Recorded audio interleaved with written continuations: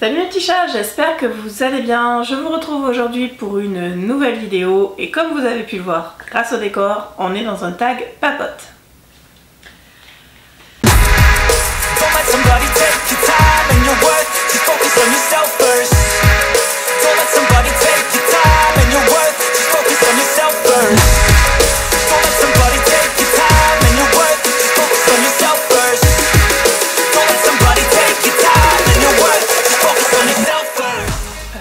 Donc comme je vous le disais en introduction, on est dans un tag papote. C'est un tag que j'ai trouvé sur la chaîne de je ne sais plus qui parce que j'ai fait une capture d'écran, mais c'est pas très grave.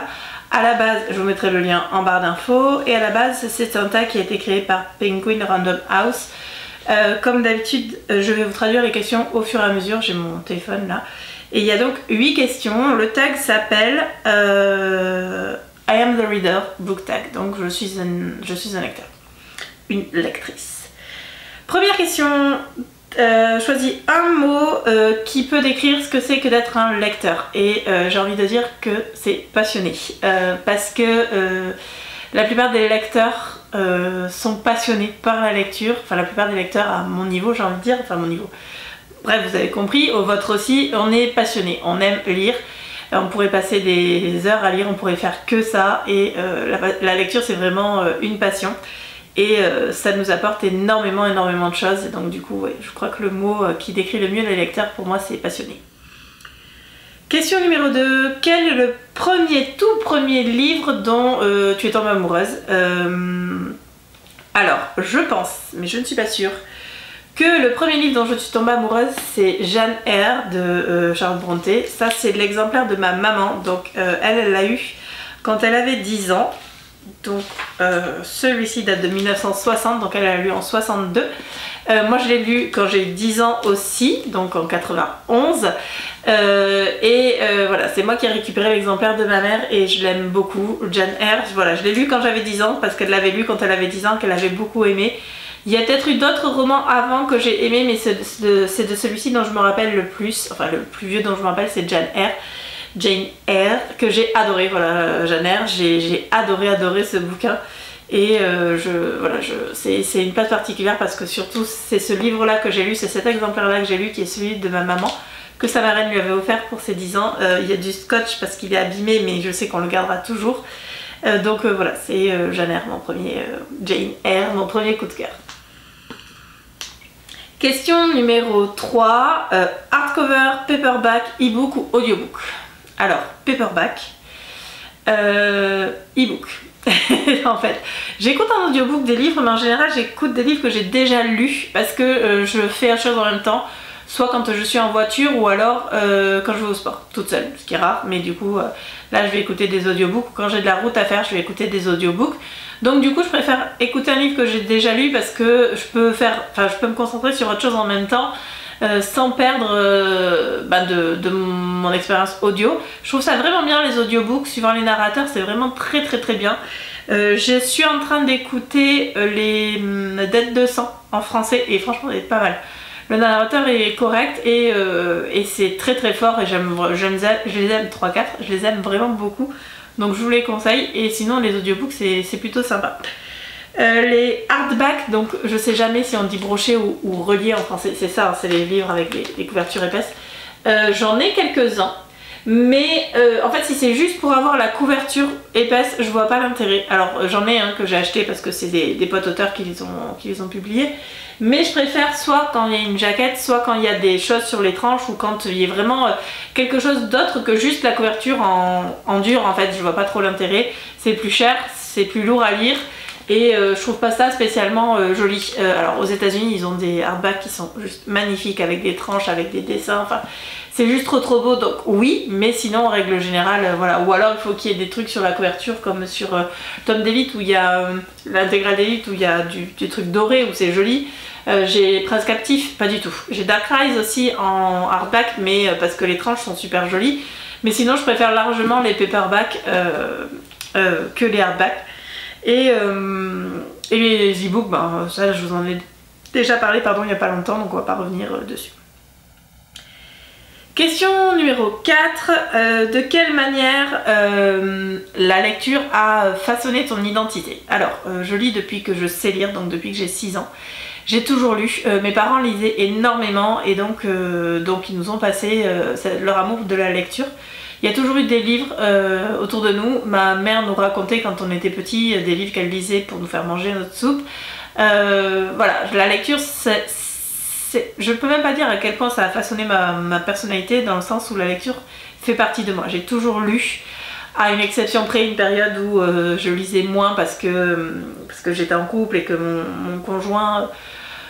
la lumière le gênait, ce genre de choses, bref, mais la lecture c'est mon identité. Voilà, je peux pas dire à quel point ça a façonné mon identité, je me le suis fait tatouer hein, de toute façon, mais voilà, la lecture ça fait partie de moi, donc ça a complètement façonné mon identité. Je pourrais même pas vous dire à quel point, parce que comme je vous dis, ça fait tellement longtemps que je lis et que j'aime lire voilà, c'est une part de moi, c'est une part entière de moi. 1, 2, 3, 4. Question numéro 5.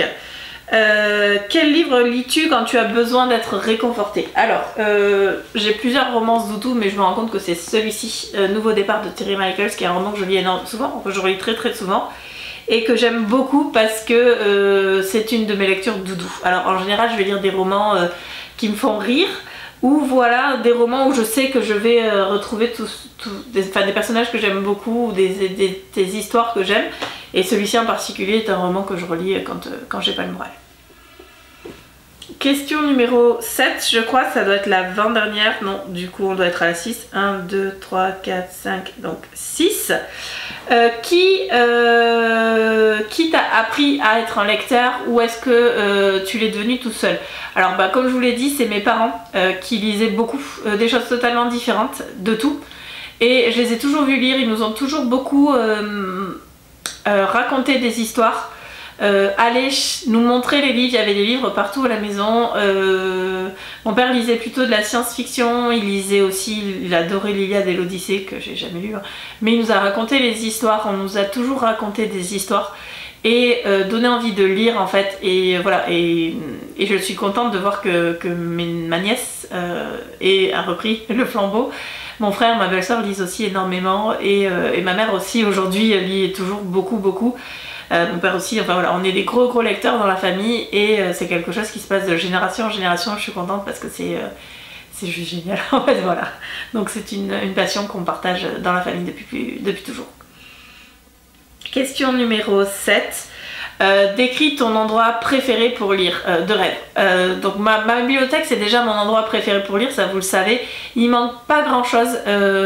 Mon endroit de rêve pour lire, ce serait un endroit où il fait chaud mais avec un peu de vent et un hamac ou quelque chose de suspendu. J'adore être suspendu en fait, voilà, me balancer, donc un hamac. J'ai pas de jardin moi parce que c'est trop petit, mais ma meilleure amie a un jardin et on a acheté des transats en fait qui basculent et du coup quand on est allongé on est en suspension et j'adore lire là-dedans. Enfin vraiment voilà, c'est mon endroit préféré, c'est ça, c'est un arbre au soleil avec un peu d'ombre et du vent, un petit vent chaud histoire de pas avoir trop chaud, une petite boisson fraîche et un hamac ou quelque chose de suspendu pour pouvoir lire tranquille au chaud. Voilà, c'est vraiment mon endroit de rêve pour lire.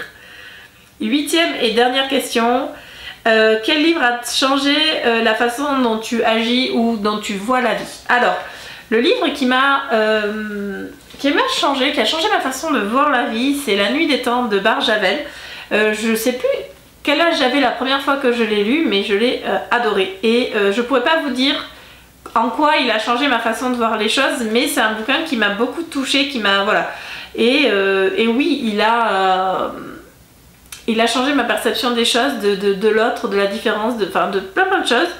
Même si on a toujours été très sensibilisés là-dessus dans ma famille, mes parents nous ont toujours très sensibilisés aux différences et au fait que tout le monde était... Enfin, je sais pas trop comment dire, bref, vous voyez, vous avez compris le principe. Et donc du coup, La Nuit des Temps m'a vraiment bouleversée et m'a vraiment fait voir les choses autrement. J'étais assez petite, hein. Je devais avoir... je sais pas si je l'ai lu avant ou après qu'on déménage, donc du coup j'étais soit en fin de primaire, soit en début de collège, je pense que c'était plutôt en début de collège, mais j'en avais beaucoup entendu parler, voilà, mes parents m'en avaient parlé, ils m'avaient raconté l'histoire, je connaissais le prénom Eléa que j'aime d'amour, donc du coup je l'ai lu forcément, et j'ai adoré, je l'ai trouvé vraiment très très bien, et donc du coup il a vraiment changé ma façon de voir les choses. Voilà, ce tag est maintenant terminé, vous en savez un petit peu plus sur moi en tant que lectrice.